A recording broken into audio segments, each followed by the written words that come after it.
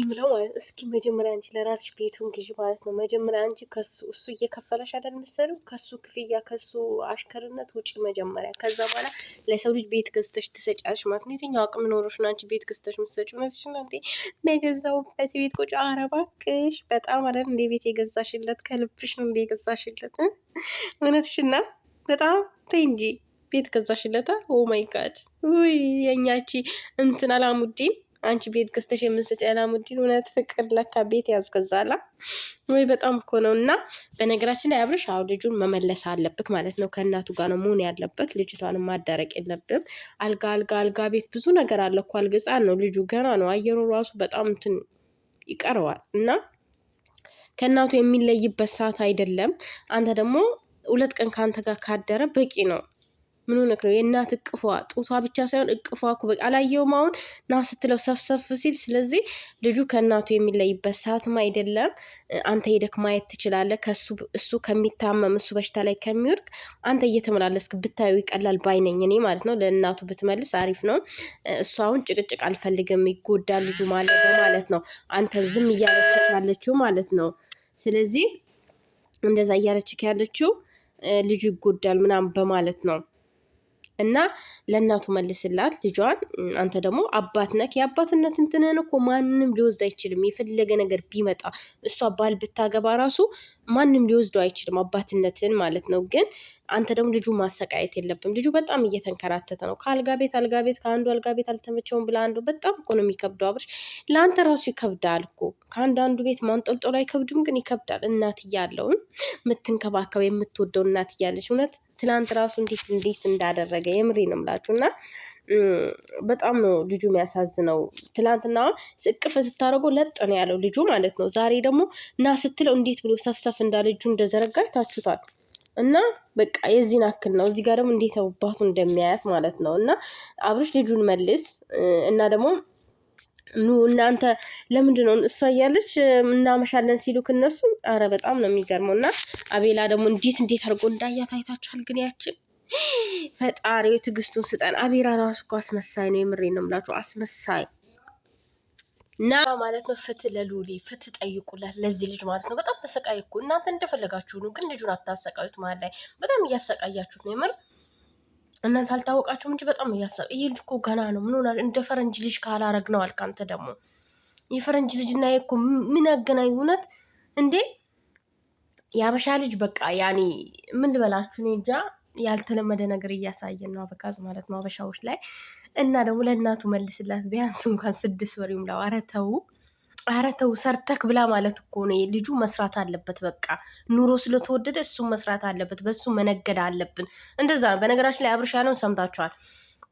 የሆነ ነገር ሊናገር ሲል ነው እነ ኤርሜላ ናቸው ወይስ ልጁ ነው ያለቀሰው መሰለኝ። እንደዛ ነገር በምንለቃቸው ቪዲዮዎች ትምህርት ትወስዳላችሁ ብሎ አቆመ ማለት ነው። የሆነ ነገር ሊናገር ነበር። ገባችሁ? ውሸት እንደሆነ ራሱ ድራማ እንደሚሰሩ ራሱ ቪዲዮ እንደሚሰሩ ራሱ ማወቅ አለባችሁ። ግን በዚህ ነገር እኛ ትምህርት አንወስድም። እንዴት ነው በዚህ ነገር ትምህርት የምንወስደው? ምን አይነት ነገር እየሰራክ ነው? ውሽማ ቤት እየገዛች ልክ ከውሽማ እየተላላት ሚስትህን አስቀምጠ ልጅን የማይመስል ነገር ነው። የምሬን ነው የምላችሁ የማይመስል ነገር እንዴ! ወጣቱን በጣም ነው የሚያበላሸው።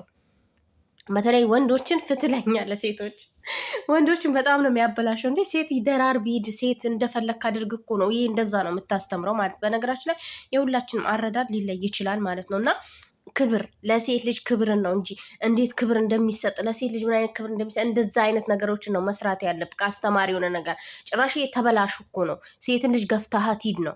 ሴት ብትሄድ ሴት ሂድ፣ እንደዛ አይነት ነገር ነው እያሳየክ ያለው ማለት ነው። ናወላ ምንም አያስተምርም። ትምህርት ትወስዱበታላችሁ አትበል። ምንም አይነት ትምህርት አንወስድም። እኔ በአንተ ቪዲዮ ምንም አይነት ትምህርት አልወስድም። ምንም የምሬ ነው። እስካሁን ድረስ እየለቀክ ባለው በፊት አሪፍ ነገር ትለቃለህ። ገባ? አሁን ላይ ግን ምንም አሪፍ ነገር እየለቀክ ስላልሆነ ምንም ትምህርት አልወስድም። መብቴ ነው። እኔ ቪዲዮን አንተ ቤት አንዳንዴ አያለው፣ ግን ምን ሳደስ ባለኝ ሰዓት አየዋለሁ፣ ግን ትምህርት አልወስድም። በቃ ስለማልወስድ ደግሞ አልከታተልም። እኔ በፊት በጣም ጥሩ ነገር ትሰራለህ፣ መልካም ነገር ትሰራለህ ምናምን። አሁን ላይ ግን በዚህ አመት ውስጥ ከዱባይ ከተመለስክ በኋላ የምሰራቸው ነገሮች በጣም የሚያስጠሉ ነገሮች ናቸው። ገባ? ዝሙትን ነው የምታስተምረው። ምንም ደህና ነገር የለውም። በሴት ላይ ሴት መደረብ፣ ልጅ እያለ ምናምን ስለ ፍቺ ምናምን ስለ እንትን ምናምን በቃ አንድ እርጉዝን ሴት ማሰቃየት ይሄ ነው ትምህርት የምንወስድበት? ኧረ አብርሽ ተው፣ ሼም ነው፣ የምር ሼም ነው። ትምህርት ብለክ ራሱ ማውራት በጣም ይደብራል። እንዴት ነው ትምህርት የምንወስደው በዚህ ነገር? አንድ እርጉዝን ሴት ማሰቃየት፣ አንድ የወለደችን ሴት ማሰቃየት፣ አንድ የልጅን እናት ማሰቃየት ነው እኔ ትምህርት መወስድበት? በአንተ እንትን ቪዲዮ ምንም ትምህርት አልወስድበት። የምትስተካከል ከሆነ ትስተካከል። የምሬን ነው በዛ። አሁንስ ሰለቻችሁን ራሳችሁን መጀመሪያ ስትመጡ እኮ ምን እንደነበራችሁ ምን እያላችሁ እንደምትመጡ ቪዲዮ መለስ ብላችሁ ዩት ማለት ነው። ዛሬ ላይ ስላለፈላችሁ፣ ብር ስላገኛችሁ፣ ገንዘብ ፊታችሁ ፊዚካላችሁ ስለተለወጠ፣ ደህና ልብስ ስለለበሰ ሁልሽም አመዳም ነበርሽ። ዛሬ ላይ እንደዚህ ጥግብ ያልሽው ማለት ነው። እንዳለ የቡታጀራ ዩቱበሮች ጥጋብ እንዲውጥር ያደረጋችሁ አመዳም ነበራችሁ። እዚህ ጋር ስትመጡ የመዳም ቅመም ምን እያላችሁ እንደነበረ እያንዳንዷ ቪዲዮ አለ። እናንተ ፕራይቬት ብታረጉት እንኳን ማለት ነው ህዝብ ጋር አለ ማለት ነው። ስለዚህ ወደ ራሳችሁ ተመለሱ።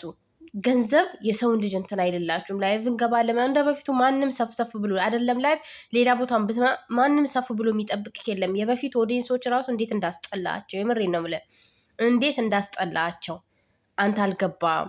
የሆነ ጊዜ እንደዛ እንደጠሉክ ማለት ነው። የሆነ ጊዜ ይገባክ ነበር፣ ብር ልሰበስብ መተክ ምን እንደተባልክ ያኔ ይገባክ ነበር ማለት ነው። እና ግን አንተ አይገባም፣ ድንጋይ ስለሆንክ አይገባም። እና ወደ ራሳችሁ ተመለሱ። ይብቃችሁ በቃ ማለት ይብቃ። የምር ያስጠላል። ይሁን የሚያስተምር ነገር ስሩ እስኪ። ሳትፋቱ ፍቺ ምናምን ውሽማ ሳታመጡ ሁለታችሁ ብቻ መስራት ትችላላችሁ እኮ። መልካም ነገር፣ ስንት መልካም ነገር አለ። የምሬን ነው። ስንት ጥሩ ነገር አለ። ፊልም መሆኑ እኮ ብዙ ጥሩ ነገሮች አሉ። ፊልም እንደምትሰሩ እናውቃለን። ግን ይህ ወጣቱን ያበላሻል። ምንም በቃ ወጣቱን ቀጥታ ስትሬት የሚያበላሽ ነገር ነው እየሰራችሁ ያላችሁት ማለት ነው። ስለዚህ ባካችሁ ወደ ራሳችሁ ተመልሱ። ቢያንስ እንኳን ለልጃችሁ እንክብካቤ ስጡት። አታንገላቱት፣ አታሰቃዩት ባካችሁ። የህፃን ልጅ ማለት ነው። ፍትህ ለልሁል፣ ፍትህ ለልሁል። የምሬ ነው የምላችሁ። ፍትህ ለአንተ። የምር እኔ ለልሁል ነው ለልጁ ነው ፍትህ የምለምነው። የምሬ ነው። ይሁን በቃ አልጋ ቤት ሲያንከራትቱ አልሄደም። በእርግጥ ሩታ በር ላይ ነበረች። እነ ሄርሜላ አንድ ላይ ቆማ ነበር። ከዛ እነ ሄርሜላ ገቡ። እነ ሄርሜላ ሲወጡ ደግሞ ሩታ መጣች። ነገ ደግሞ ሩታና አብርሽ ሲጨቃጨቁ ደግሞ ሄርሜላና ያኛው ወረኛ ይመጣል ማለት ነው። ከዛ ይሁን ይጣጣዛል። በቃ አሁን ቀዝቀዝ ብሎ የለም ሞቅ ይላል ማለት ነው። ይጨቃጨቃሉ ምናምን ወይ ኤርሜላ ለሮታ ጎን ትቆማለች ምናምን እንደዛ ነገር ማለት ነው። ከዛ ማለት ነው ከዛ ልጁን ወይ ይሰጣታል ወይ አይሰጣትም።